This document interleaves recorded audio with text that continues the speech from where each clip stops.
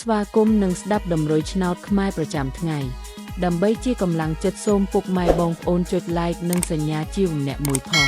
ដើម្បីទទួលបានដំរុយថ្មីប្រចាំថ្ងៃដំរុយឆ្នោតខ្មែរនៅថ្ងៃនេះគឺថ្ងៃទី06 ខែមករាឆ្នាំ2025ដើម្បីកុំឲ្យខាតពេលយូរសូមស្ដាប់ដំរុយឆ្នោតពី admin មានលេខ8512554521 CD សម្រាប់លេខ OZ admin មាន2គ្រាប់គឺ OZ ខ្ទង់90និង50សម្រាប់3លេខគឺ admin មាន2គ្រាប់ផងដែរគឺមានលេខ885 គុណ335 1គុណបើសិនជាពុកម៉ែបងប្អូនស្រឡាញ់និងពេញចិត្តលេខទាំងនេះពុកម៉ែបងប្អូនអាចយកលេខទាំងនេះទៅផ្សងសំណាងបាន